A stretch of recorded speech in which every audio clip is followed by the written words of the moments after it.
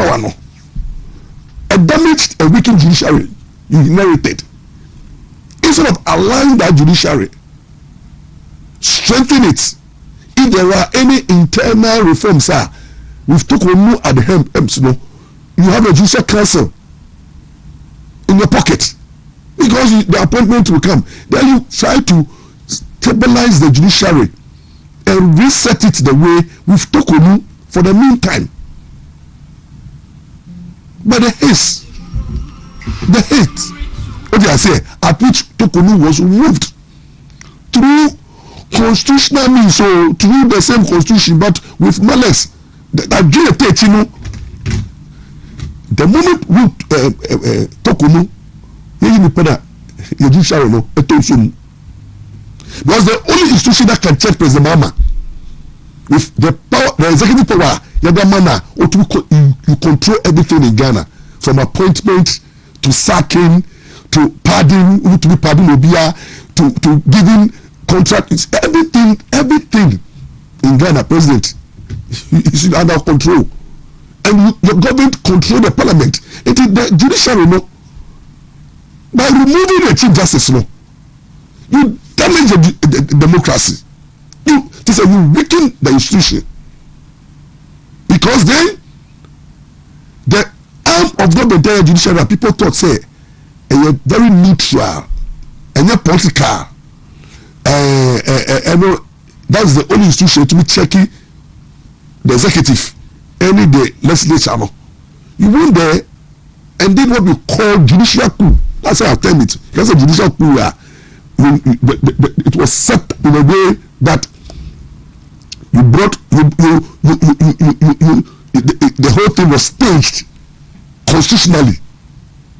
But you knew what you were doing, and they also help you to stage benefited it, and you brought your own, appointed all that you want to appoint. You see, the moment you do that, no, then it's like why extending your majority in parliament to now have majority of your people in the judiciary. So currently that's how your government look like. It's an NDC. Your government currently is an NDC executive, NDC parliament, and NDC judiciary. That's how that is how.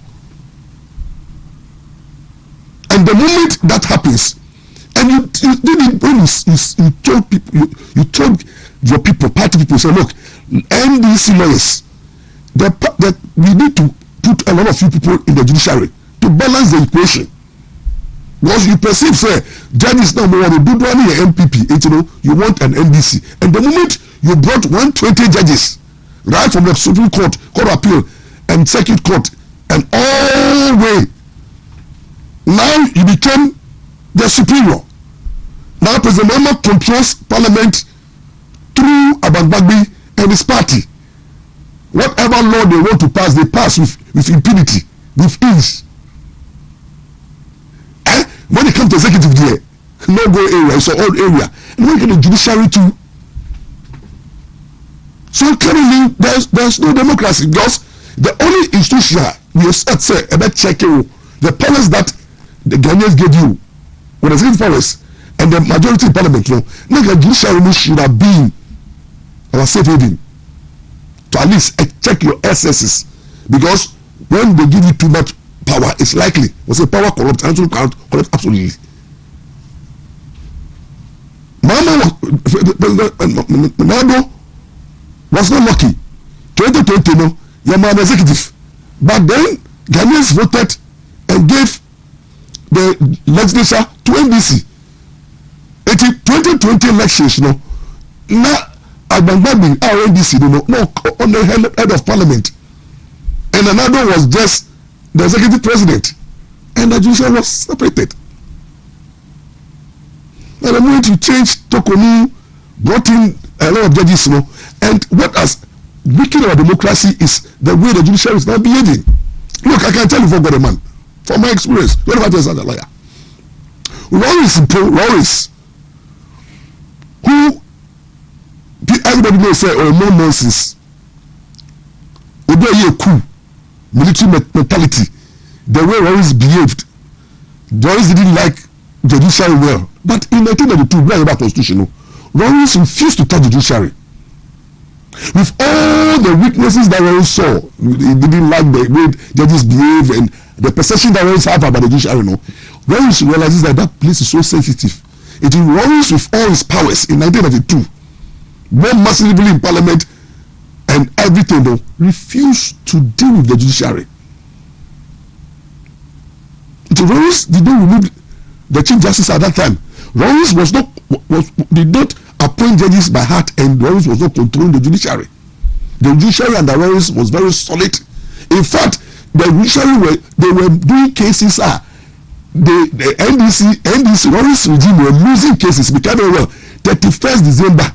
Maurice, that time was Maurice or celebrated to the December celebration. We declare it holiday. Everything the 7th December not holiday.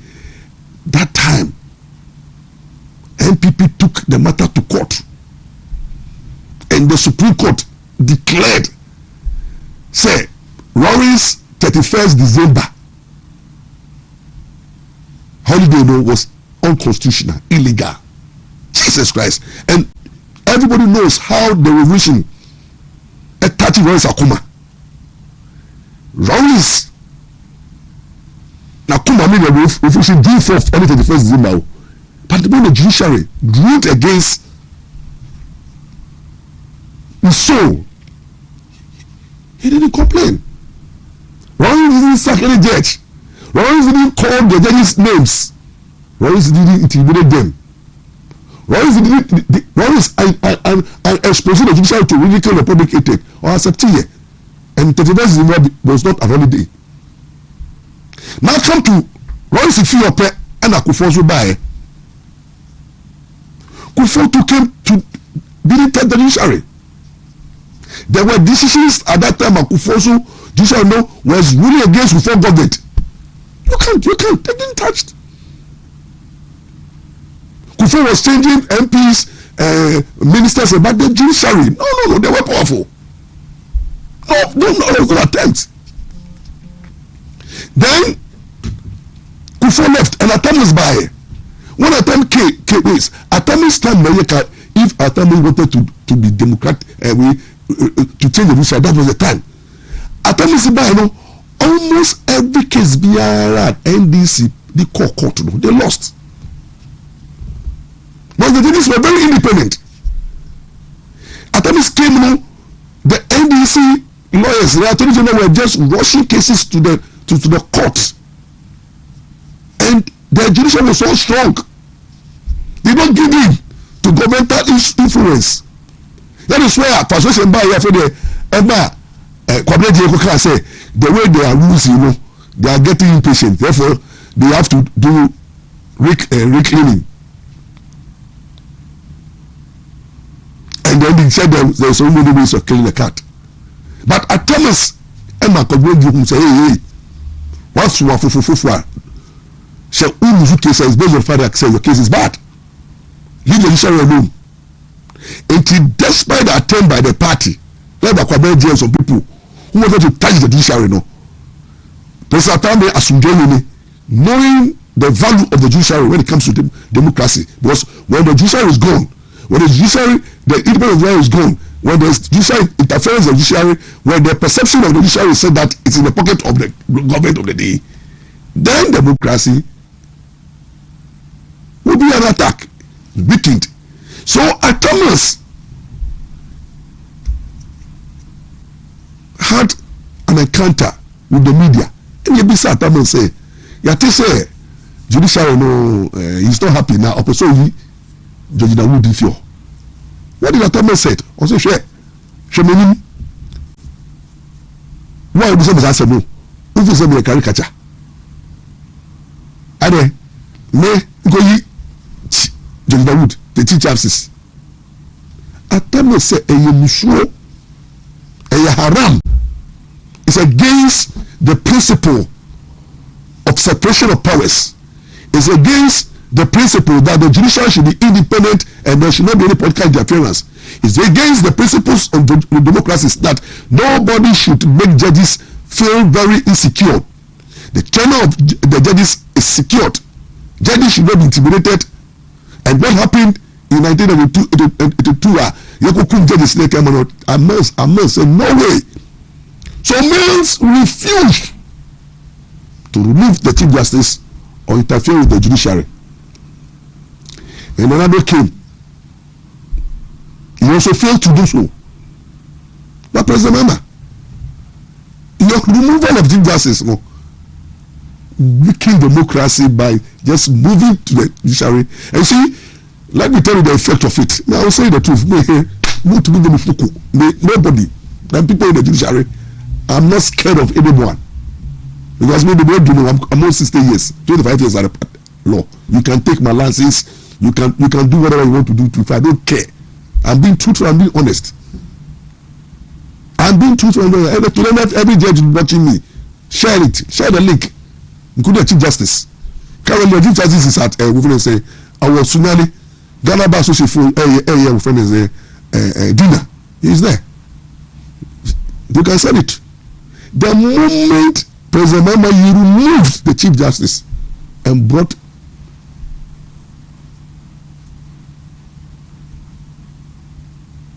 Bafo Boni. Signal house one. For the first time in the history of Ghana, the perception and the reality, they say judges are untouchable. Like you can't go and do any damage to the judiciary. No, you prove to us that it can be done through petition.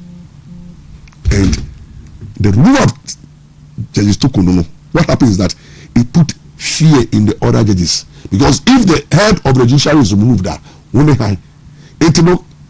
currently as we speak, the judiciary, every judge is not safe.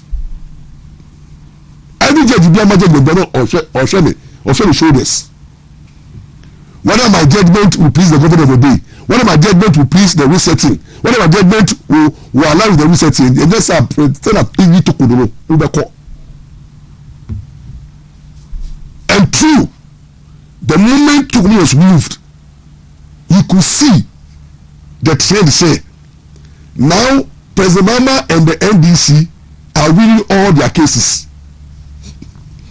They are winning all their criminal cases. And when they win, you know what they say? Have you read the judgment?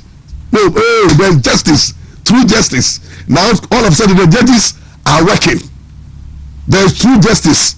They want everybody to clap just because there is no judge who is capable of looking at their face and rule against them.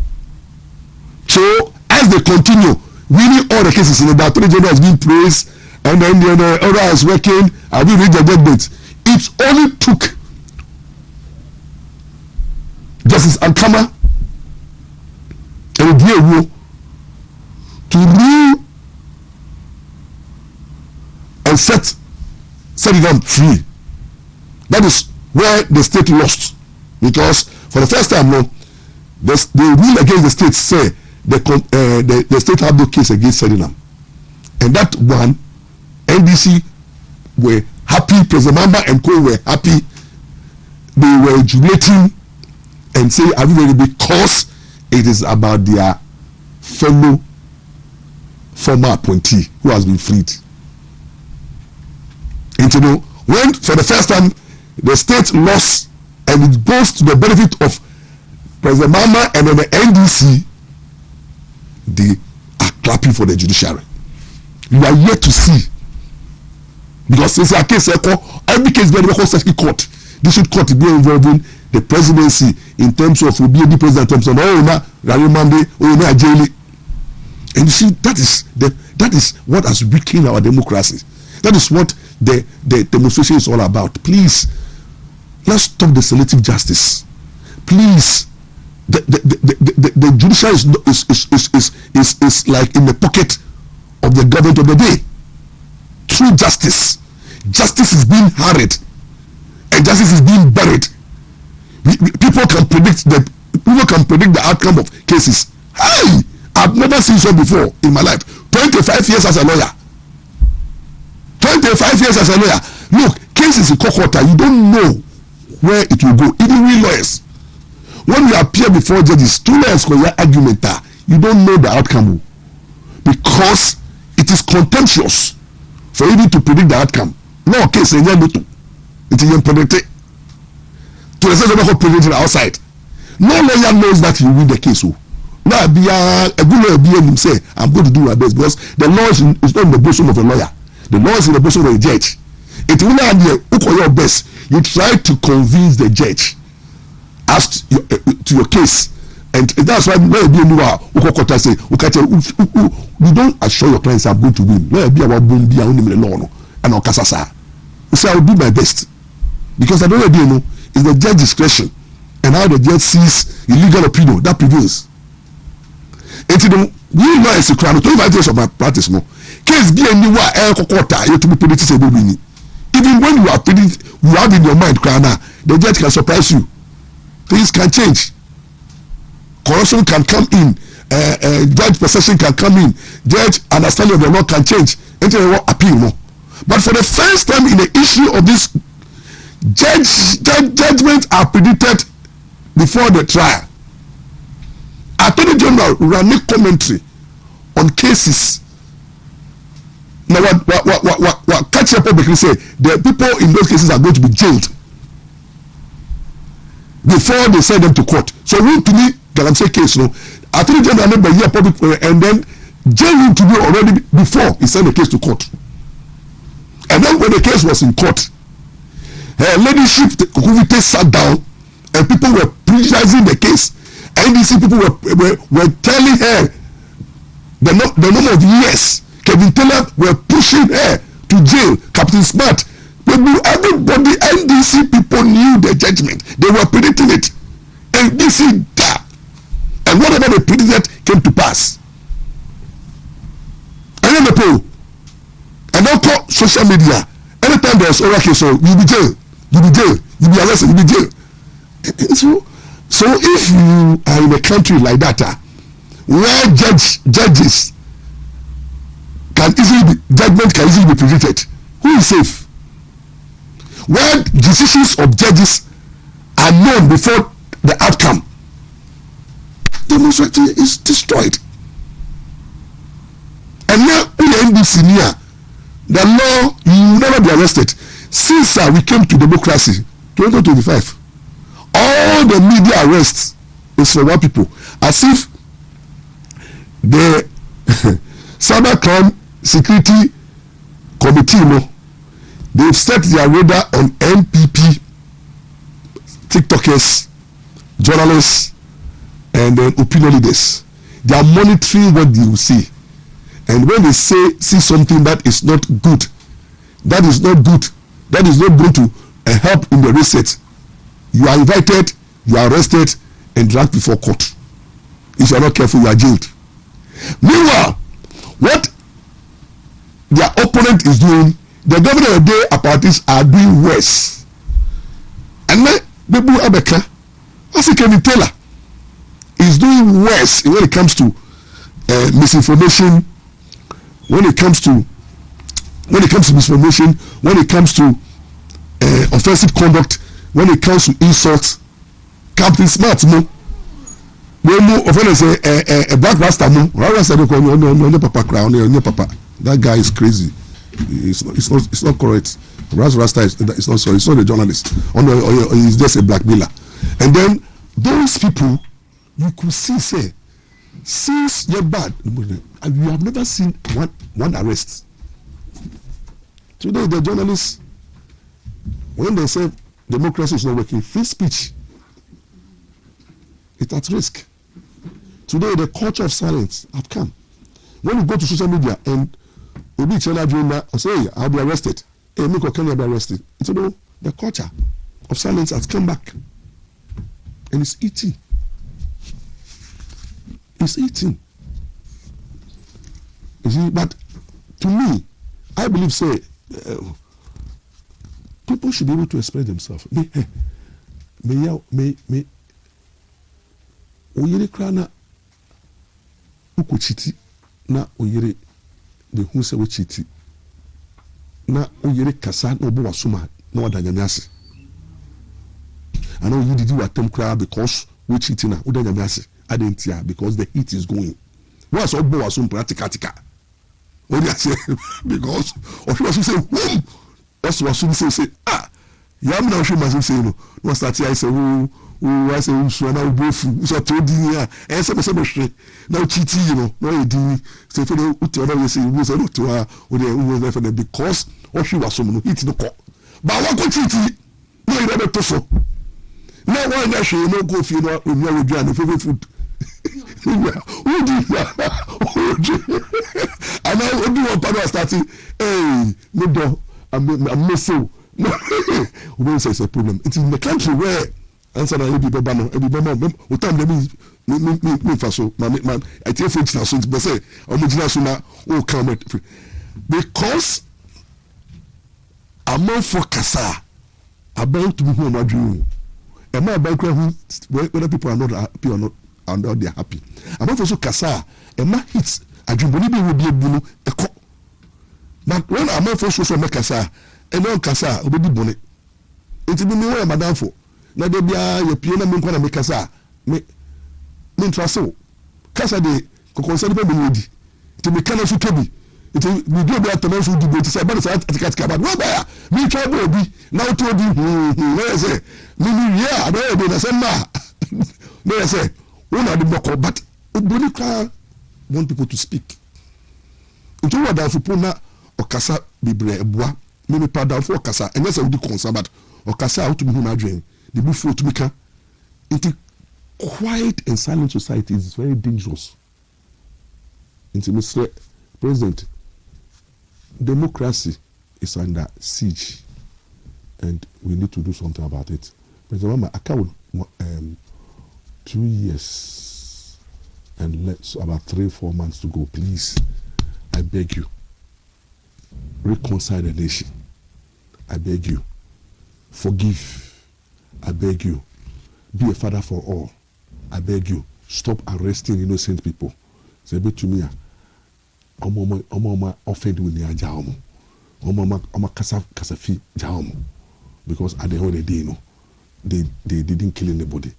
And whatever they said, no, reasonable people say, any true. Maybe my baba me bono.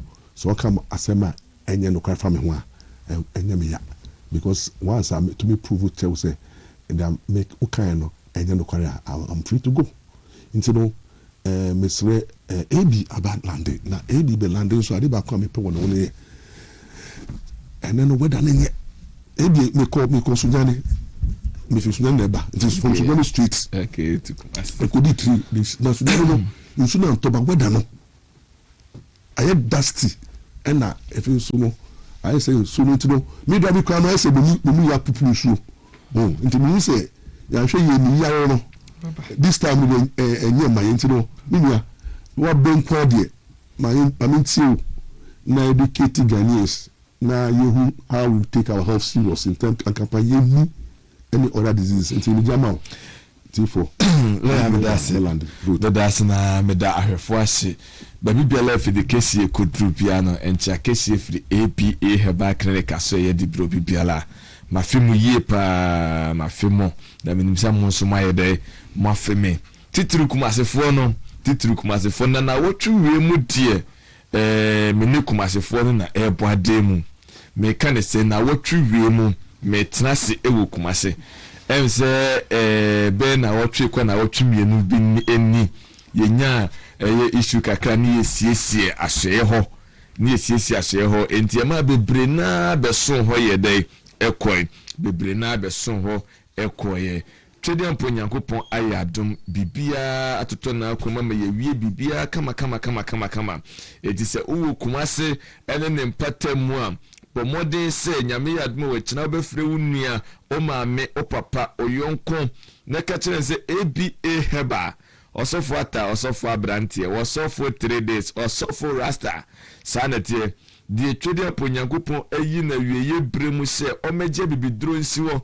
na wonyina nubrane hama enkohine ni abna so entu yade na emfama no twede ampon esad na yede aba na nyame yadoma eda watina ebebo no num kan na matena se tie ni mamen watina ebebo no num kan na ma hye adwuma ase anopa no num na matenase me tenase ya kwa kopim eye enumre nonson kopim nonwotwe because said the enkrofo afeme na enkrofo hwehwe me ne ye peme de minimze nyame ya adma wachina me tenase anya de se me ye de me sorry etiba bibiala wo a wo hwe me bia kachira wo ma me papa wo yonko wunua se APA heba osofo atase wo kumasi nyame ya adma wachiri juwe onu ankasa tenase aye adwuma senenso enfanse wutrim se me wo kumasi ne ada centers no akroso dabi senenso se doma hinkro ye wo brade dwom apia kubi coaster e kire ope ene ye wo etibunufo ni nyina sunyan brekum drobo wenchi sampafo ni nyina monfo mani nkire doma ahinkro apia kubi coaster e kire ope ene ye wo sanete doctors ni wo ye adwuma firi juada kopem memenda Sasuna mo amuwa enkran ne mpatamu no mo amuwa enkran ene ne mpatamu no monshane so Central Region Greater Accra Volta Region Oti Region Savannah fo ni nyina mo fa moni enche eye Kaswa Millennium adade last stop Kaswa Millennium inside estate ni mu ne yede yewo eye adade last stop eho ne yewo entinkanafo ni nyina fo mani nkire Kaswa Millennium City inside adade last stop sanetie na obekumase a me wo kwada so edwinase market na ti hwa na me wo kwada so edwinase market na ti hwa na me wo etikumase fo ni nyina se de maka na nyame ya aduma last week ne ko last 2 weeks ne nyina na me won kran na nyame ya aduma wotina me tenase ye dai ewo kumase etu pese oni mi hia pese oni mi nyankita odi pese uhumia bomodi ne tumrika na fo wani kire kwada so edwinase market na ti hwa na ni ABA Herbal Clinic osofo abrante osofo 3 days osofo rasta Bruno Dr. Kunyina ne wiase nyina gina tumna santima ensine form no eni mi nyankita odi na twedi aponyankopo onfams na omwo sanensoma mem se ABA Herbal meseme maba santima me se me beje bibi dress wo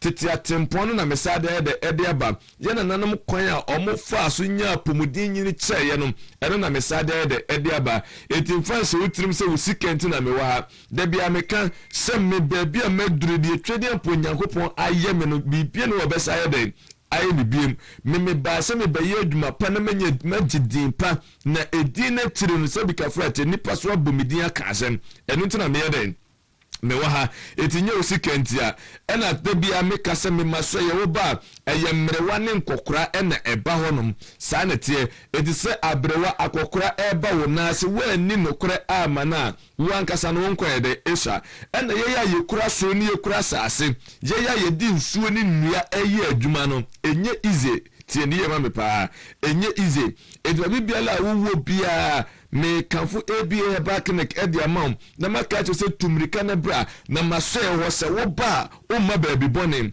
na o ba so de wo hwe ni twedi ampo nyankopon wo so ni asase be fam so ama won sa ye dai aka edwa bibiala wo bia se ye o ma me se ye o papa wo yonko wunua a wo hwe wuntumi TV enumre so fata mete na wo kase bo modern na bra na urade mfam so no onye den omwo ABA Herbal se de bia meka no me se yade a me ye ho adwuma edoso yie pa na enam se maredel wo ani ehwemu nti ne ebomidi ani yade ani na yede atato ne nyina se ye blemu yi me na me de bibidro etu ani flash ewa abra menye wo pressure men so ahweniwa men fredo tinye de emu wani ne so me modro na ma de ko fredo ani yede edi koko na abedi awudi bi agum enkwan ya wudi bi yede agum edro ne frentini ma fa mojem ebetre na be yemu adwuma epepetre na kumtire ne mkro na ben ni so be wo so ma ni na yede atia ekwa enyede emmabiem edise wani ne si yo wisi eyo kantan eyo kusu eyo kabisi eyo se de ententan wo so no anopa wi anwumre wani ne si yo fita se de ebo asie na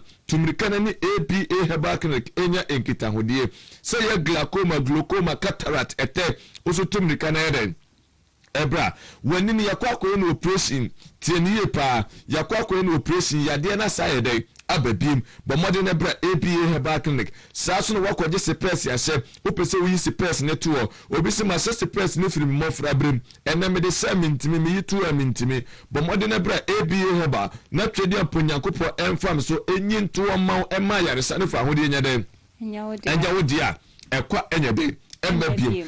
Biala wo hwe me baby biala wo tie me se fa no ani wo haw ana ani wo yade de a ABA heba ma yekokromotie wo sha me wo ntimi nyade emepo ene na ye be pia sentime mo se de make no enche eso adanse efiri heba no nye obi na be kan yede achrew ene na wo probi a wodi abibiduro ehwe ani ana wodi se ne yade wodi tu ani flasia ABA heba clinic no obi abekanfo de ebia ma etinye ho atinyije enyi ho nchim tumrika na bra na twede aponyakopon ekoy wona meso de bibiduro etu yade krankra se titiri mo mani ehamo no bra na be fa onfa meso na o ma yaresa ne fa hode enya dem enya odia fo ani kire kwada so edwuna se market na ti hwa ene yewo saa so na owo doma hinkura yewo brada jom apia kubi coaster de kire ope mo wan kan ne mpata musele maka ne ye kaso millennium adade last stop ehwo ne yede yewo etwa bibiala wo bi amo ahafo ne mpata mu no ukweda ne yewo de bia metrase wo Genesis FM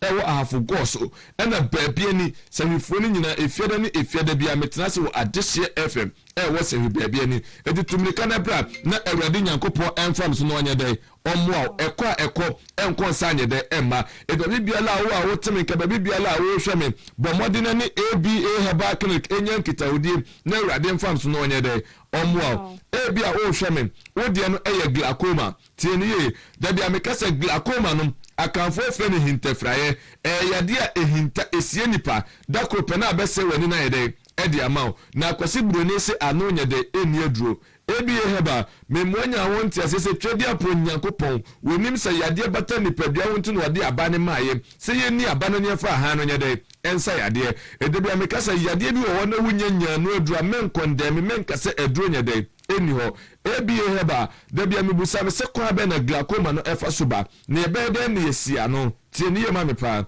obroni na ma yenya nkyeremu se eyentine de yetinim na sa entine no ene me yenini ya adwene nyankita hodie sa entine no pressure eba so a ene kofa sa de glaucoma ne yede edeba na entine de trenim yenyina yenim se ene yade awoduro no doduro na yeni so ne yede yedigu menkondemu na tieniye yade ne wotrenim ana entine de trenim obeda ahoro wani ne so na abeda asoso ma na kotrenim akoyemu adwuma enye ye etakwase buroni aye edo di ama se faso so wo yade na no se de be ya enkosoro no so anyede emma fom ABA Herbal ye nim die no memwanya wonti asese edua ogusu so yede enyiri tieniye ma mepa enti yade ne wotrenim ewo se wunya de be ye trenim yede adwuma eno na mada bia maso mese menye wo presi mense wa hweni wa menfre do so yede emu wani ne so because yade ne wotre me ma wadure be ye tire mu yede adwuma eno mada bia me de kane ya se de ye mfato ho de kirew se kane ya se fi ana esumbema ye pepem ne yede ye bepawo kane ya se de no se fi ana esumbem na de ade bo so de passe de ne ho a se wo sa efi na esum na yede ewem ba wo de ade bo so de passe de ne insider wo sa brighten na esrem se de me kasa tro ne se yenso kane ya mfa simpase ana kodo ase sika ne adua so na asren amobia ni pedua ne kane ya ani etimate se entrance ma wani tenu num nyese ni pedua ne nyamfa so bia ne de enfri so wo ntina twede aponyankopɔ di ABA Herbal Clinic efri bunu abepia sentimemu a ene wona meso eje wafiri wani flyade enti ye glaucoma bomode na brama so ye ewo ana wutiri pile wuti fotimi dwa so ewo ana ko ewo ana ba obi wo na sum eni hu se ni kanike ededenum obi apampam tutu na afekrotimi fantu ne tim no yede wonunum bomode ni ABA Herbal Clinic enya enkita hodie na Awurade mfam so no onye dem omo wa ekwa enye dem emabiem wodi ane ya cataract ete tieniye da bia mekase ete no yewo mu awodo mienu yewo die pie aninim na yewo die pie anine so wako hospital doctor say eye ete na pie waninim ewo akire yewo hwenyede enyeye bomode na bra ABA Herbal sa obama so na mehwehwe mu ma mehunu say eye ete na pie waninim a memo wadura ma da kofra bia ne bia ebe be yi ete no pie anine so na na afi so ma anina yede atia ekwa enyede emabiem saa so na no esi wani ne so ene wani betuntum ye hunu amama fita na age wani ne so yede afa usuro wo pressure amese bla ABA Herbal memodura ma dia Fred ane bia edi nsuo ne mfene ebe na ne eten afre ani ne so wa abra memfa se kan yede enka edise ye ete ene hawa bomodina ni ABA Herbal enya ekita hodie je number no na frese sia na dia wonti ase no wa yede wabisa number no eye 0531 78 06 51 0531 78 06 51 and 0541 56 51 99 0541 56 51 99 Voda no eye 0502 81 21 61 0502 81 21 61 ebieba me numbers no osu betimi afresesia na de wonti ase no wayede wabisa na ofra nurses ne befa obuo ni wodokwa so hoblase yakwa so bema wonkyeremu bi a woyede upe bia se ewose woni doctor kasa akonya bo bema woni doctor yede akasa etifa number no na frɛ na de wonti ase no wayede wabisa ebia wo hwɛ me wanteme nkantem wani no yakwakoe no operation ene yade na sayede ababiem da bia meka me se yade no eye ni yade so nya ni yade eye tirim yade panimfo se anibo ayede ekotirim etwani ni bonkum ka enkyene ni faso ayede aka yade ni wotirim se wanya de be tirim no adwuma na akoyi ani ni kosiesie na asabeto tirim a da bia meka se etese wayi preko effect chiba bedwa no na asad na kwato atachana no efina no obesa ayede adore eti yade ni ni mo se wunya de be yetire ni mo yede adwuma ene na aba heba makike no bra ne hama enkohini ni abna abom aye no adusam se beje kofred anna de edi koko afa bi gum enko afa bi yede egum edro ni mfentire mu mfam ogem emre tire ni mmere mu adwuma ebepe tire ni kum tire ni kro na emre ni suma worosuma ennya de entia ekwa enye de emabiem enti se wani no yakoye no operation yade na sa babiem am enka titumnika na yede ebra ebia utiemi yepa wode no eye hypertension eye diabetes eye stroke na akwato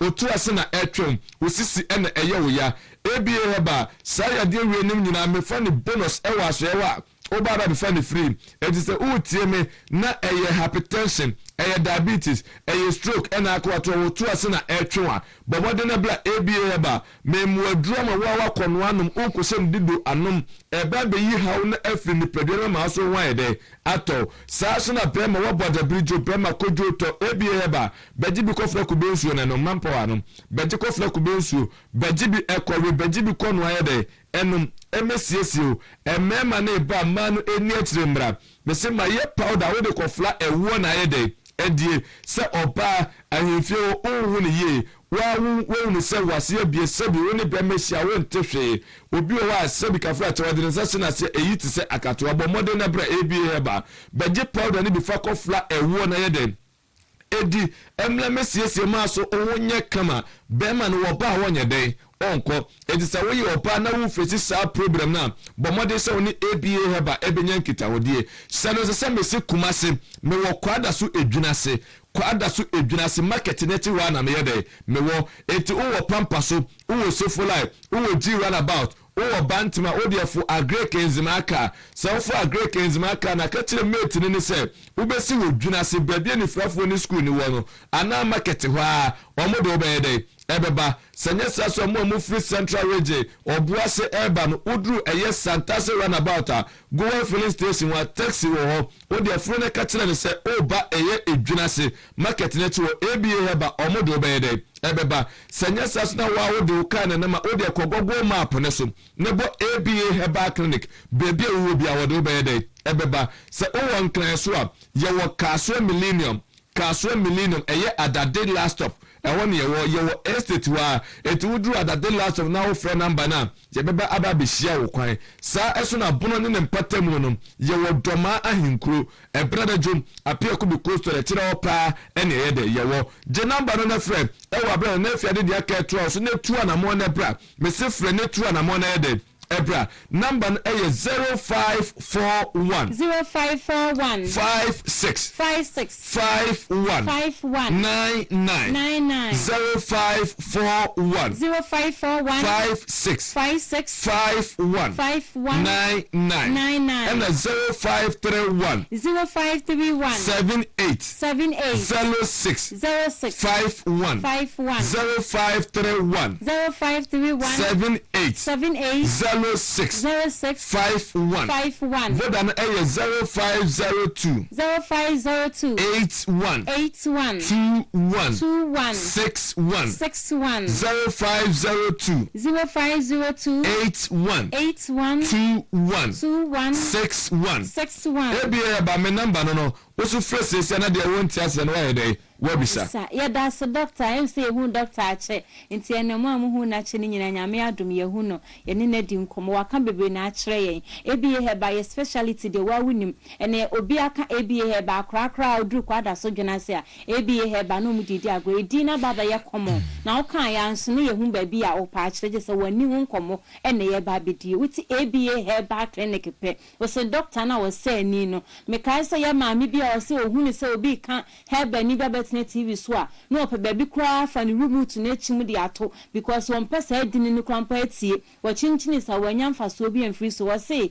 oba ya so say doctor ada mani ni kan to form a na mi hu na de biem na mani fra ni sa ada no afemi nana no fi school ba mes mun chinchini TV no mun fanto nyankopon cha do to e woti ebie eba was mun cho number na mun cho number na na nyankopon ya do be pia so ye nne ma me no asori anante a okwa oba enu ntimi sro da bia me ka say say ne wu hia ye mpa wo chena obi hia ye ebia na ye hu ni pa bi wadamfo bi wunu bi fa na ba ne fama no esense wi aso bi benya wa ne fi yare ama me ni wanse nyina eye yare ntia mesra wo pasem woni nkɔ ni padua no ho because na oka ebie heba obi ani say doctor na wo say ni no doctor na otu ni fa yare ase no ne ho nkomo na ye ka no enu ntia mesra wo se wo te ye nka sei na eye wunu bi wadamfo bi wukunu bi me mani titiriu ya me mprepi no mutu ana mo abaya sabia mo huni se eye time wasting adaje ni wo me masori anopa me kope bibia befia me nkora ne dia ise hospital enti me nkona wo ba be ma dako ya yedo to wono ma ho me se dia ya pa ne se wo kwa wo ba nyina achi no ya yedo to ho ade wo ye na wusi wunya adaje nyan metriti woni padua no edo to form afi ubeja obi bia de gu wo eye ka na wuchi abeja ka ki na gu tables to because wuntimi nya hoden no afa asa akono ababiem enu nti ebesro mo wani nkwa woni padua no ho ebie he ba ye wuwunti ne abade ama wo sanka ya we ne do se ba yin ke wetimi atena sa bobo ya we bebre yesawe enema bebre ne etimi ye ne ya hye ye ho ema ni so ani ama bibifu obi o ye bepie mu asantemante obi ya gye yatum ya we bi ya hye obi ya bepie obi ya inshallah rade fire so ema asie tu na emum ye se ade a ye ho adwuma nkasa ye ani na ye ni padua ne kan nti ye nhama wani ne enum ema won kafie won kadem ema nkora ne nyemobo ebusua ne nyemobo ebusua ne timi nyina wokora na ebie kita wo nti so wani fra na wo bede no akobede no aba ene wu hu na de a ablaba no imagine be ye sei enu nti na ebie heba ya fatu ye hu se emfa woni ba bia woni na ase akwakodu bra ya so ye wo ba ye be hwani aboa wo de ebie nyankopon ya adu mutime ko bank kakra ma mi susu ju hu achinya na papa mi srew me wo fa wutie me susu kase da bia me koba o afi etwa mu da bia na me koba afi wo so mesan akwa ba bia nya me di madre de bibia ni hu ebetu mi num de na oji ni hu di sene wo na so ba ya so doctor na me ji ni hu di one day me bedru fie me dwari radem me di mani samada dem for 4 years nkofo ba no mu ka experience o mafam Abrabo ni fra na wigina ho no ma ori abeho enu nti ebeso bla e bi ye heba clinic aso ye ne ye nhye ne ye mo ni nsi woni fra ya na sene ani fra ya re ya sene ya re bi ye wa asase we sei so me se ade ya pa ne sa anajo we ye funu ye wo ya ana woni padua ba bi ya wo ya na de oda wo nchen na wo soma no ne bi asatam no woni ho na wotie mu fra obi a o ma na wo ho kire wo aduro ne ben wo ne nso ani na wo de kɔhwehwɛ ne wo hefa eni ho biem eni nti betie mo ha be yanche ama ade achi awi akore betimi ato eni nti mo woni nkɔ ni padua ne ho ade ato a obi afo ankɔ banfo ma wuntimi nkɔ obi afo ankɔ wɔhwu ma wuntimi nkɔ obi anu aduane amfa na si wani ma aduane ne sɛ yɛ den no wankasa wuntimi enye bibi mfa ma ho yɛ ni eni nti eni ya de ho nti na ABA heba osofo ata say ya we ni dɔɔso mitimi sani nyina ma asie tu na mmom de adi fa ya we no ebe fa ato no so ne maboa me manfo adoma kyɛde ni gwa hodo bia ne de ebi de ya resa ebi de enyum to bia wo ne de nyankopɔn de man osofo ata ne de nie eno ne ade a megye ni sɛ nyankopɔn ba ne ye obebu na tai wo ho eno nti ɔyɛ no wa ye ni ye sɛ de ba ya da cho benya ba bi papa agina eno nti bua ne beje ya resa free ho bible simu ni aduaba na mfa hanin sayare osofo ata say onyankopɔn so ankɔti na sɛ na nya bibi bi ɔyɛ de ɛne odi saa mara no so no hu sɛ sɛ etumi wa han mu nti bra na bɛ so wɔ sɛ de nyame kan yɛ no eguso a ɛyɛ adwuma wɔ ABA heba ya so yɛ hɔ no mo ABA heba clinic bi sɛ okuma se kwada so sɛ de osofo ata kan yɛ ne hɔ ana ɛwɔ nsiesie na no yɛ ne nyankopɔn adum yɛ wie bibia nti nyankopɔn adum ɔkyena mini sɛ la na bɛ tenten panti simunta ne bɛduru ntem ma mo de kan gye numbers ato dada so bra ne bɛdi ra ne so ntem sɛ de bɛ ya ba it can help first now I just drop a call to do my wedding so said the hospital be a hell sa pepe ye bibia e kama baby bia original authentic o ba obeje card 100 cedis per a moderate and from the mobia and some unnecessary to kill vitals some machine wa e be screen from your head to toe e be kwaya we be kwaya intel ni pedua na winim ne machine ya we na ba advice us head man dia man sana problem na de ba na ye wani no ana ya refofo na de ba no ko hu doctor ni ato ye bo ase ahye kuma se kwa ba so dwuna se kwa akra wa akra ka so millennium and I did not stop inside wa do man nko apia ku bi coaster na chi hwa ene wa yes sayare ebi la bebre na omodi ahye omutrim se omodi ne yesunzum mu yade se glaucoma na ahinta no na apie no obepa duro no wose odifo bi osofo bi aka akire nse eyefie yade yatode ayede edi amano me ka kire ni pase yade bie ni asase su a empie sunsumu ansa na apie ni so se utikura na beye oya ebepie osunsumu ansa na yede apie ni so edi se opa duro wose wunya duro betimi asa wo yade ayede ama ebi o can be about powder be out so ma medro bi me ma we no me no e ma madam fo okay when I say DHB o so na de no so ye kese de ba on say me manpower no say ye wo nyema bi a afrodesi bi abrofo no e de frafra de ma mema emwa mema so what you say na me no mahwehwe mu apayade a ebe ma mema ye mema sema ye de akofo ma ye de ehunu sa yade no ena ma penua ye kikabo betumi etu sa ha no ye de ase eti sa nua na wo de flaku bi nsu anom wa wo no bia ye de anom eyi sa ha na free ni pedua nim na ama mema no eye no so ye de basoro ena can you imagine say obi infections emua aje obema ye de afa bema ni be fun ayede aye ketekete so what you say self for no ni oba ni sia seconds na ne ho ayede because we catch for weakness but also say o say yes increasing today many die chide say e be pesa say emo na wu enti na ayemre na ho de ayede abam enti be kokko sanity enti mo be say ayede apeja obi o wa na ne de na esuadada de etia na ye de etie meme na ada ni pa mekan se ya wo kwateketu afabra beji na nye kese da bi na emum yade na ama na fon ye de ayeketu a eduro be sa ma na sa ye de abaye de etia ebi de say wo bi atumrika na bra nyambo wa chimia na metrase anopa no nunum na ma ye de na matrase tumrika na bra na twedi aponyankopon ne nsanye tia sa nye de enso oje lo ya mesole na mentia wo hene yire ai wahine eye kuya bua mai hema afija bua mai ehema ma me fanchi akese ema no menua ataaso ye de etechire ye de ho menchia wo manwumre befiri bua mai na mba me kosome na menchia wo sasa bonsan konfo ye usu ai menchia ne nefo kwahie me kosome me ko gina ofeni abanko etinya me ya aduma wo kire ba bibiala wo bia me se wo die ne se wo ho aye de atɔ enye benene asabra na twedi aponyankopon enfams na ya eba no manu 0531780651 050 28121610541565199. No size. So far, I mention now. Now, Ghana for me, the master said, "Mama, now, let me address the issue of the current trending and expose Abba, where U.S. courts, now, more American judges, Abaso, Mamimbo American judiciary, no Abaso, and this is what we want our courts in Ghana to copy, to emulate.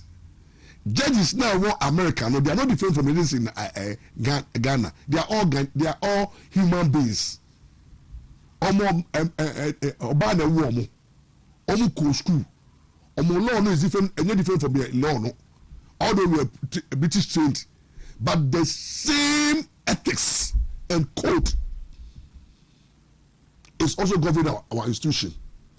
And you know, judges in Ghana, judges should be judges for everywhere. There should not be any judge difference between judge our Africa and judge we are all seeking for justice. But kudos to American judges are one, they enjoy serious independence of the judiciary. The judiciary is so seriously independent, say they don't care if government is losing cases, they will let government lose. And they don't discriminate. There's certain like segregated justice. Judiciary in America, they don't care. The law is no respect of persons. Equality before the law. No wonder say Obi awaye juma wa Ghana. Not really company. Abe bribe your ministers, any MPs, any government officials in 2014 to 2015. Let's have the paragraph. You say, or you corrupt. And you know, President Mama, the man will also cry appointing as store boss. Now, before the soon, because they don't respect titles. They know that we are public officials, so what? And look at the way we do Nsem. You can't bribe the American judge. What do you mean bribe? No, American judges are not bribeable. But you cannot speak the same about Ghanaian judges. You can't speak. The American judge, you can't go and bribe American judge. It's just possible. And also they don't please the government of the day. They look at rule of law, they look at justice, they look at fairness, they look at the freedom and justice. And you know, American judge, because they are, everything is based on law, facts, evidence, and then lastly, fairness.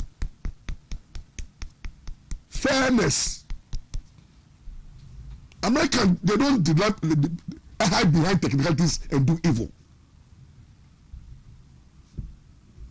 American judges don't hide behind technicalities and do evil. They go beyond technicalities. They want to find the truth of every case, and they depend on justice, and they rule with conscience. And the judgment people say king. Enter the judge, you know. Ever out say man when Nipani guilty, you know. Nobody in Ghana is talking about impartiality.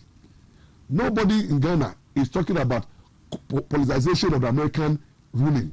Nobody in Ghana is talking about when judgment. No, everybody in Ghana is proud of the American judges because they've done a human job.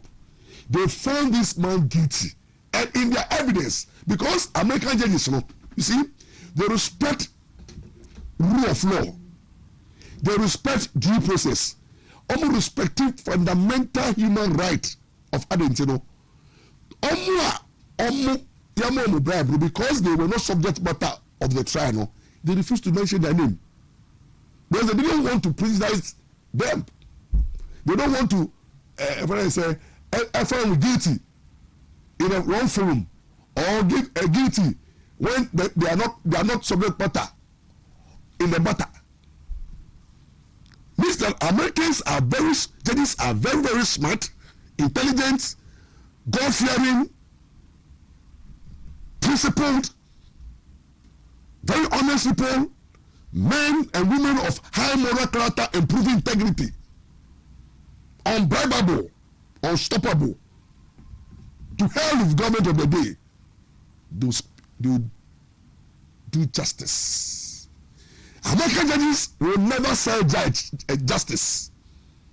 In America, justice is not for sale, and you will not even attempt to buy it. Can we say the same in Ghana?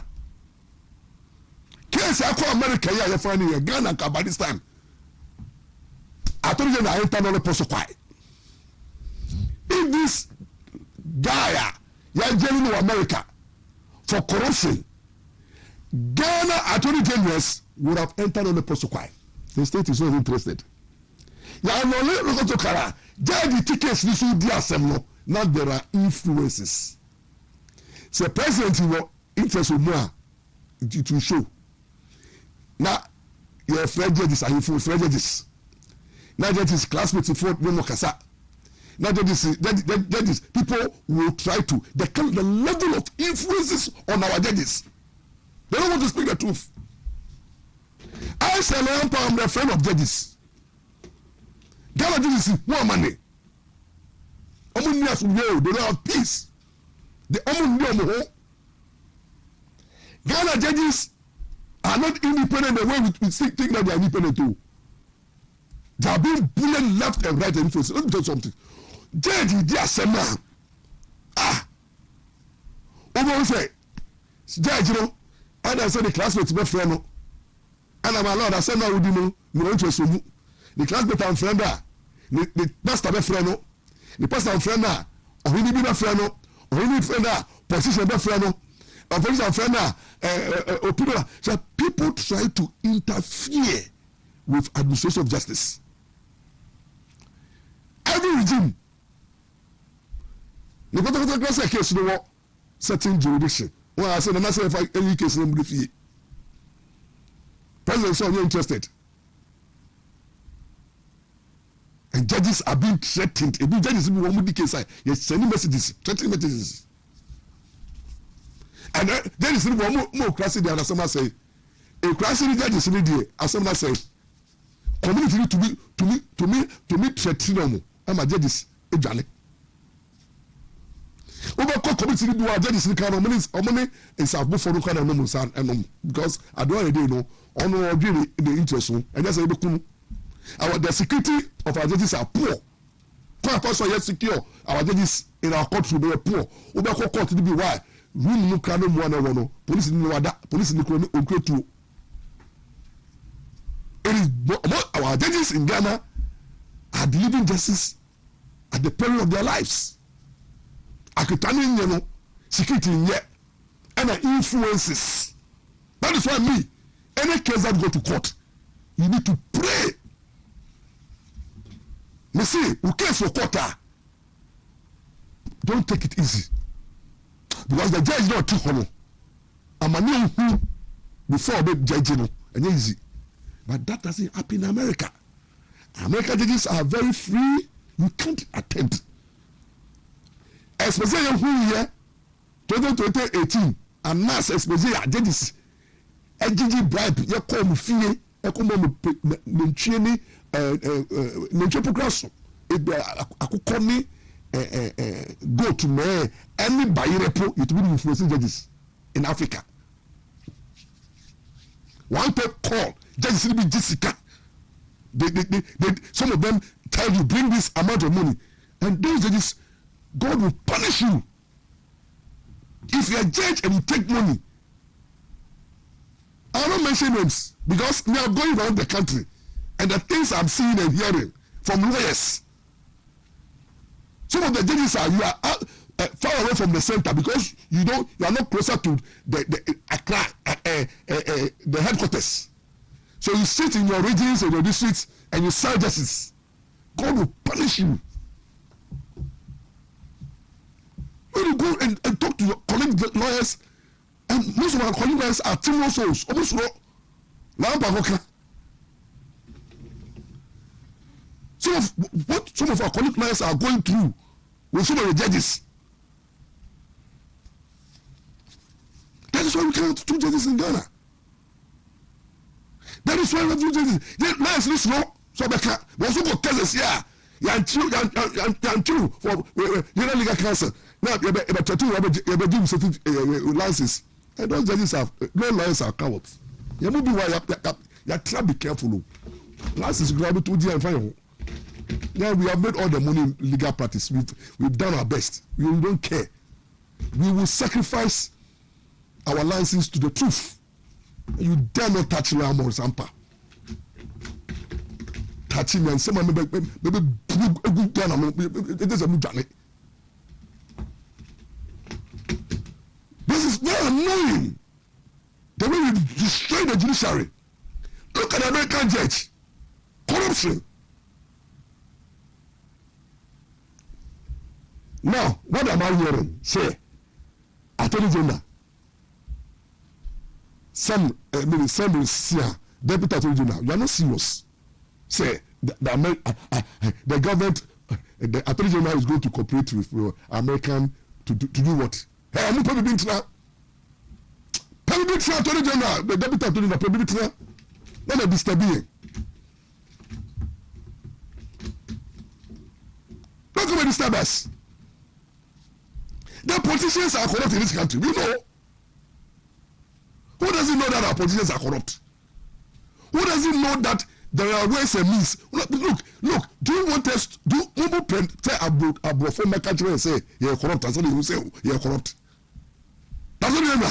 I don't know what you know. When you came to power, all the corrupt cases in there, you came and enter another protocol and set them free. So what you actually doing? Now that means they won't do command for money. Cases and those cases you came to meet are deep states money. People have engaged in corruption.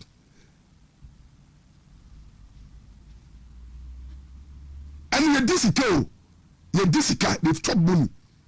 They are standing trial. You came and set on a film. You clear them through the help of the president. You clear them. Now clear no, we are not obedient. American, they don't clear you. Americans will not clear you. The American, investigations, true investigations. There's no political color. They did the right thing, got the evidence, went to court, got conviction. America,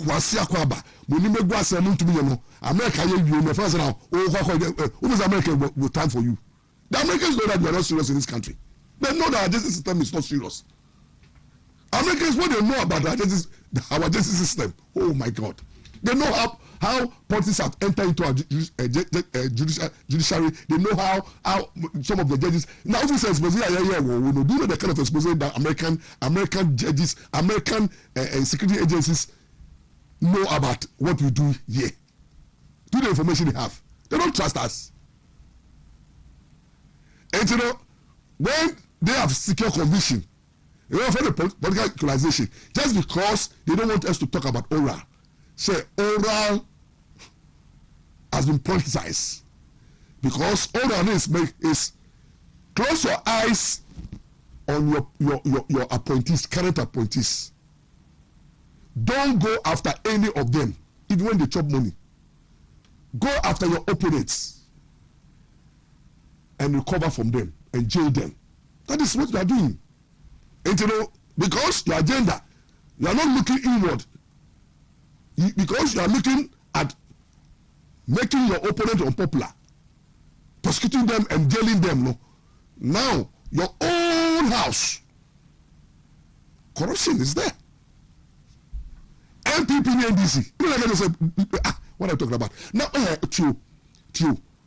As it's only in Ghana. Now people enter into politics. No, as I speak right now, ask lawyers are almost politics. Go and find out the mansions and their worth. Lawyers who don't practice are more politics. Go and find out the money they are making. Most of them are our juniors. So I will do some, maybe I do this in 2-3 years. Or I'm a junior. But I can't do so. Maybe some of 50 way. Only 7 years in practice. I got bored. No. So the politicians, Kisa Dabe, junior. We were law school that Kisa Dabe, maybe 2-3 years. All I say, unless you call one through OSP. So the politicians who are lawyers, you know, they are fabulously rich. How did they make that money? So they even know court. Anything almost self-judicial. That's why they are destroying the judiciary. That's why they are destroying the legal profession. Because that is not where they chop from. And the doctors are. They make millions of cities. Doctors who are into politics, they are making money. So they are not even practicing. When I say most of the doctors, regional minister, that's kind of or call hospital and they pay high. This Dr. Samaye, and I saw you already, you know, the salary. All the doctors across abroad, Okoboy, all the doctors in this country who are doing politics, go and see the mansions and the money.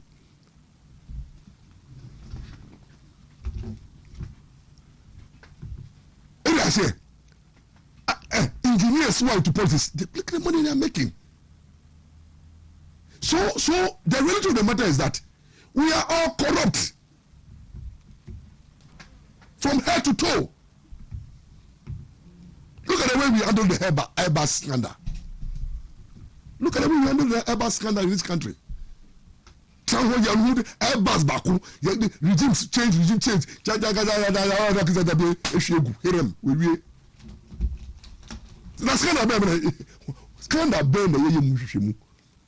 Every scandal has been politicized. Now the government that's what you do to us. So please give us a break. America will always be America because the law works. Truth stands. Ghana. Whom you know, my party is in power. Canada as you speak, NDC for Kasa, you buy the power. You buy the power. If you only did left, right. Munchendi, no contribution, no chop. I buy.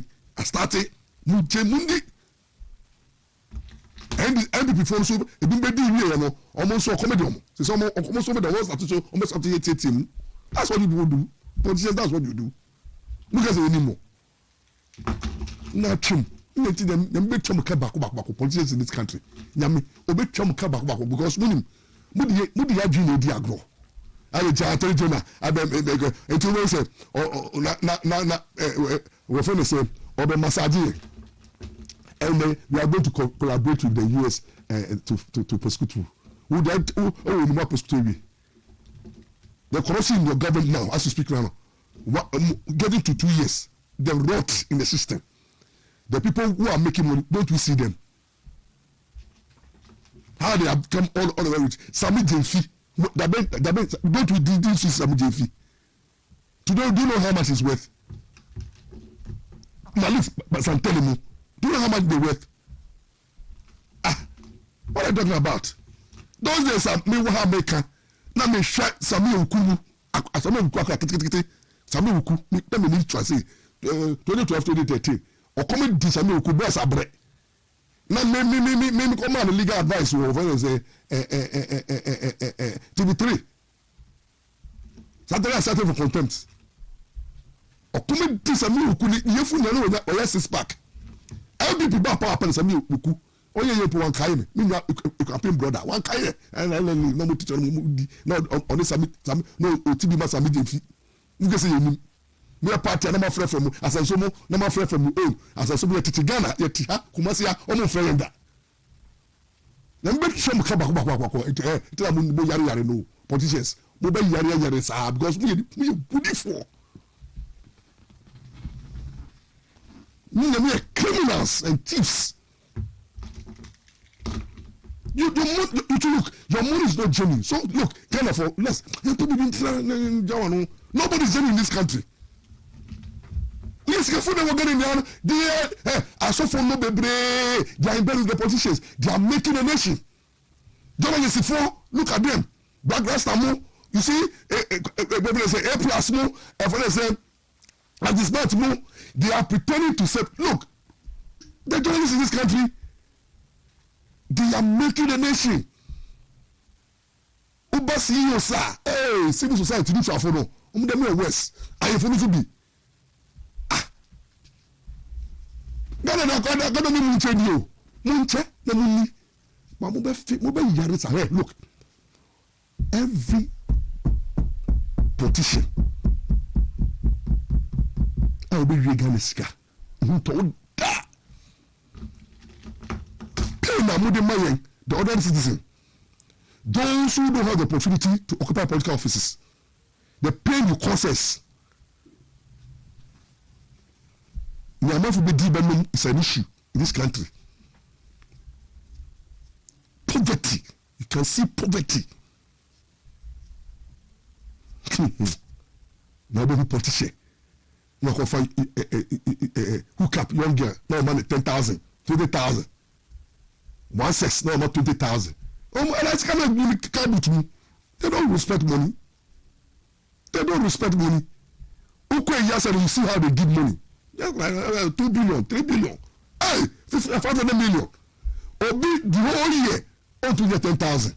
But Funan, 500 million, 10, 20, 5, 2 billion. Look, the Funan can buy him. You want to see kind of book, every bedroom, different from the man coffee. Ah, and I buy my man called Yasi, Beverly, a father of Yasi, almost 2 billion. The man like other get person, bring that money as well. The chicken money. They are fucking rich. It's better to see the president. So today he's fucking rich. That is the reality. I saw for now money politicians start team up.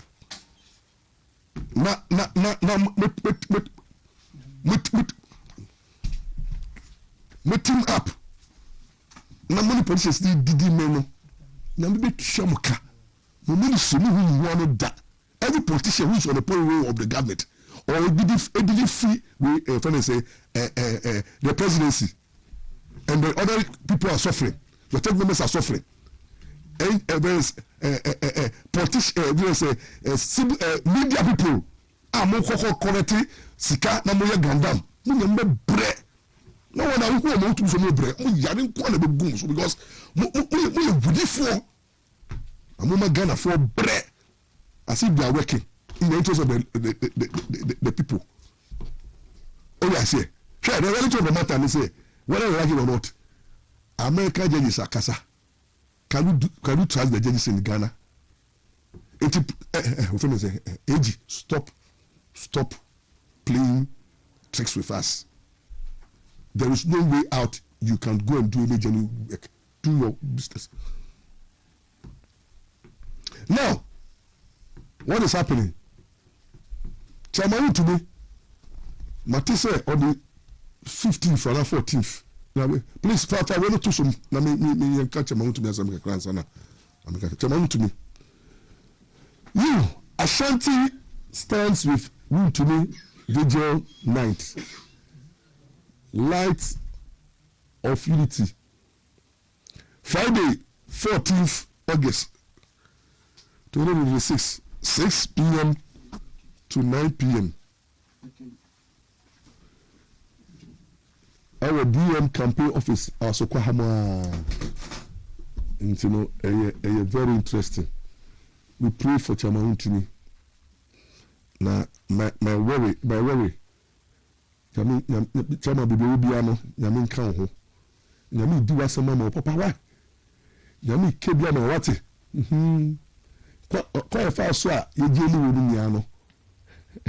A bit because Judge may say we deal because una galamsey again nya una oye nti ojele una edite for deterrent sake edite people from doing galamsey but meanwhile no your dealing of chamamu to no are worsen galamsey because omo me galamsey dem say oh muna mu de ma hold go good chamamu to be so enti no omo galamsey de mo say omo de omo yankwala president mama says ankwala kwala no mu ejuma ye ti omo to be ko galamsey na kimpin na yehwehwe omo enti chamamu to be de ya chimo into onkoda 20 years na ya ja galamsey for no ye juma everywhere me say because born of origin west but you say everywhere I am west na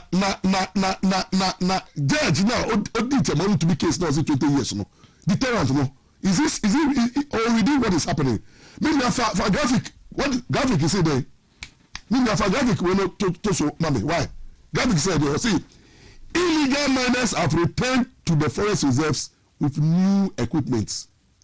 Illegal miners have returned to forest reserves with new equipment. Forest Commission on why rates alone can't stop galamsey. Just say they journey to my to be I was cry. I'm not galamsey say when a reserve look about Chamawu to be the agent. I no fight against the I fight against galamsey is Chamawu to me. Yeah. If you generally are and abano only interest obi eni wa abano one interest and it's about to be uncle if you say 20 years and I guarantee us reserve no omere free now they have moved because all by the power it's now they are using sophisticated equipment no only what for us oko mono egu esu oko central region esu western region esu eastern region esu c'est ça que neuf club là-bas neuf no susu voter region baby bo afra na ebi ni on ebi call hey c'est ça the west uni lawyer me yadi president Mahama Siso no ena me ka kire obi wo ifi o say unu say ye ka kire obi say obi wo 4 years a Ghana for na angasa no me nti o ma se ye ka so obi wo 4 years a obi a be ma wo ye appoint o ba bia no fu pesika akugu odum because what fie 8 years if you 8 years no atena no che say uze na wo power no wo spend more etu betra fie 8 years a usika sem nia ebasa ye mo sika bia enso eti sa 8 years na waba power 4 years no me say obi bia man appointment bia so opesika ere edikogu ono eti en be ma yesi 2027 wo dollar a wo se wudi asie wo se wudi wundi ene yi no fasie endi na fe na dollar ne ba be kosoro wo se sia fuwe no agi nsem dollar na ye ko bobosia e di be hyemu no e ma Ghana economy dollar no aye stable no 2027 a wo so end is best start o campaign no asem be si wo Ghana no che se afi do bia be hu se nanado eni ba umia eba no omo ba na omo na hihye noma e ma hu se mama noma o ye ne eden e koso ba na nanado ni ba umia na hihye etubo se 2027 no noma omo be ye ni ano afi na mama be ye ne de no omo tutu noma enti ebaji nsem me ka galamsey no se say thing say to say na me sense of hopelessness and me say enti ama NDC for na omo wona ya point omo no obi e galamsey ni bi o enti me say obi e pesika gugu o enti ama galamsey na west carry no you too to obi awo ene kwa na ayefofo ni obi etu ngasa ana omo di akupes no ba ni rappers na 90 days mi mu say anaju be sectors dey be me hu say bebre eko na listen to me me say bono region galamsey e koso ho me ko fa ho antran ni house something eye mobo tina fono to be fight it na no fono omo wo dimojimu say river go dimojimu order for about na umi bi omo ni gold board fono omo na mo ko to gold say gold board uni say chewi we yellow gold na eburu we su a ududu airport a yeje ye ma fanko good edi kwa say o good word for na yes ade na unu very interesting president mama owu ni power na ye bisa ne say galamsey koso no o se dem menu na ebe ha adwen o se dey kai move no modu ni adwuma ye into dudu no e galamsey into ko stop o ma no na wa hwe de robbery say number 2 yesika sema kofom na galamsey su ma yesika it is say only galamsey ya enye ready na say be kwa nchini na campaign 2 so do say maburu eja galamsey ya na omu tumi adwuma until mama itself no realize say galamsey is difficult to fight it is Cameroon no want to be left 24 hours economy no dem na beba na opposition o ka say on person you free pressure beton so say you free adwuma it is adwuma no ni ha no ko galamsey o stop no and most of the youth now make galamsey most of them no I party for was only MPP now kwa yama onye ko wasa ni be bia that's what is happening and big boss no na madam kimping sir he say no toy cadetes no mujuri na innocent we sakwa yebi the onye we yebi we've jailed innocent you to me who no one galamsey o go use the site na 20 years na mu ready and fatuso dela dagamo se kan muti dagamo dagamo se kasi let's pray to heal our land and water bodies from galamsey another time say if we pray people will stop pressing the land through galamsey another time say okay she said no can I say fact no I feel so for no is I Christ so yes I say you know pie because who want to go buy only say by no and to me and they have allowed the business to flourish and then they come on pie na say bomb pie na you go to me if galamsey can be stopped through prayers boni na wutu aye onya boni bia ono konko order and the judge au jeli wutu na we say deterrent what is the deterrent ono konko okra order onka so see if we can pray to stop galamsey why do we jail wutu be for what it's a better than what way and you see such a blunder and now so for no say your mom pie but my president when I say none of the time dey ono galamsey ono bra galamsey now we are prophet that say one more pie let's pray to heal our land and water bodies from galamsey so if you pray people will stop praising their land if you pray on penado asem yo for tell for the esro o so we are not sro that's all you be but we go to esro no and now we are gara now say yes we that we should abagachi super really but if you go abagachi Facebook na I'm say Facebook na or imitate say obi so for the bible me say the feeling but stress also for the be I jokers in this country I'm not going to Abrabo trust na but trust we are media fiaba from Duncan Williams asamo Kenya no media for na tra akrebipe but na ene preaching na ya reho amcc that's why people say ubem because okay who say dia kono ya poison aduane ti yare o say make no why you yes you show me no credit entido se say na yare na ba no no no no manu it o get please advice here na my you put the airport and the pass some ya mo dey boy no credit on say ene no de mpese me ma yehunu say yen ye kuro na yetim sisia no enipa bi amfa ntu nitimi se obetumi nya apomone a one nipedua na nkasa ekutaye no onyankopon de nipedua na hye wakoma ansa enti wakoma na ye adwuma de a yebehun se otiasefo ena akoma no ono no se na adwuma o ye na se betumi wie peya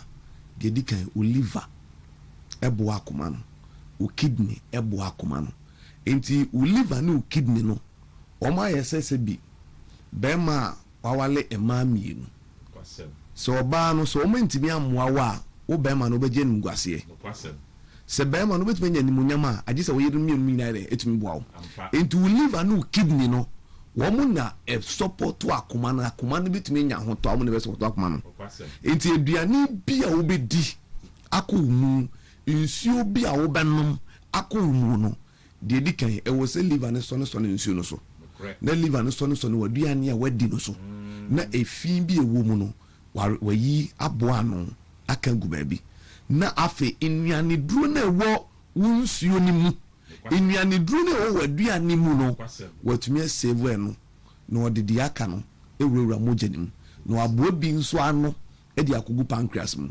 but minia ene nsuo na yenom no anka me ese liver no liver no no mom be ki so se obesone waduane so apla ni pedue ni mabo afia no ene nsuo ni mom adane poison ma liver no and the nsuo na adane poison ma liver no se wanye very careful ni wan hwe waduane yie wan hwe waduro no yie a wo be kwa se me yare o me ko no madu asa me ho yare but na edu ni side effect kwa asa kumuntam because yeah no enuane na nkese mu na ye di no enuane no mu na da na ewuduro nsuo ya no nsuo na nkese da na ewuduro so liver ni betumi aye adwuma wo say ya liver ni hia fruit ni vegetables now udi no nsuo na ewum but no fruit ni vegetables ni bi wo ho a minua nso hwe tomatoes pa poison tomatoes no bie pa na etinso ntos ni tinso etinso no to bokomo na etinso what I say enti ye bi say ho say enti say any ye di ko twa infi a 70 80 90 ana baby ye be wo kwan mu say ye be wo kwan mu so dia o kai bible na Job chapter 9 the verse number 23 no was nipa bi obewu atole nchema na satofuwo no se nipa no onko heaven hwe obi obewu atofuwo tete no se ka bo obi kra na yemfa nipa na mefiu efu yemfa mefi se bi impresa agrade jogu obi so nipa no wu a yemfa nipa na mefi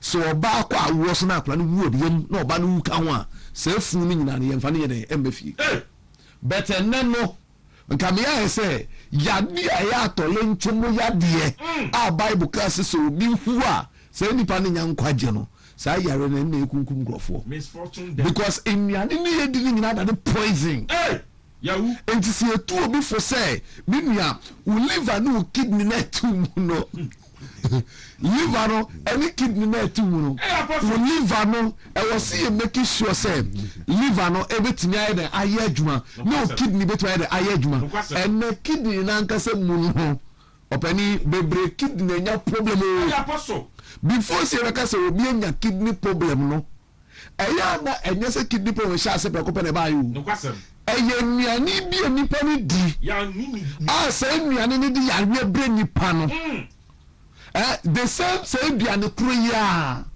nipa na sa no mro bi asa keka ho mro ni ebe eye chemicals side effect we do no ye more aphrodisiac anti say niam na ekohu no we bi ane ye poison wundu a wonu say poison one kasa bi sa ho say the age of 40 years no now kidney na ko do say the other ya who sim say kidney na ewo ye mu no opani edure tumi break kidney eye bibiduro ehabanma dubna enu ye betimi dia revive kidney no na ma kidney to adwuma de bia me ka che nipa se o liver no kidney no se liver no kidney na tuma anya adwuma yi a akwa ti se bi wawale oba to fie no oba no se bi enuane e bebo o sika e bebo ejapade e bebo no oba ne bae no wabehwete japade de bebo nyina ato agu anu no na tete kwa ne na nanu ka chese bi oba oncha aware ase no otuba ncha onua because onu onche entuba nche nsu de afi na ebebo no no 2 months 3 months obeja awako entu ona etuba nche onua enti enne no wɔn mu ase bi wɔn kidney ne bɛku wɔn nyinaa no saa nkurɔfoɔ ne kidney nyinaa ntumi nsɔne nnuane a wɔsɛ ɛsɔne so no ntumi nyɛ adwuma ɛna sɛ kidney no ntumi anyɛ adwuma nso yie a ɔno kyɛ sɛ wɔbɛgya wo kwan mu nti obi tumi tena ase na yɛsi wɔnya kidney failure obi tumi tena ase na nipa no nya nwuyi ne yɛsi ne kidney failure obi tumi tena ase na ne kidney yɛsi wɔnya kidney stone ɛyɛ na bisa ho sɛ kidney stone a wonyae no kidney ne hyɛ ase fi baabi na de bɛdu baabi o adekode ma wonya kidney failure no pato wahwɛ sɛ ade n'akyiri kwan adekode ma wonya liver problem no wahwɛ sɛ ade n'akyiri kwan because mogya na ɛwɔ mu no kidney no wɔwɔ sɛ ɔno na ɛbɛsɔne mogya nyinaa so because wakoma ne sɛ bi abele bi aso obetumi akyɛ mogya na ma wo nipadua na ɛwɔ sɛ kidney no tumi sɔne mogya ne nyinaa so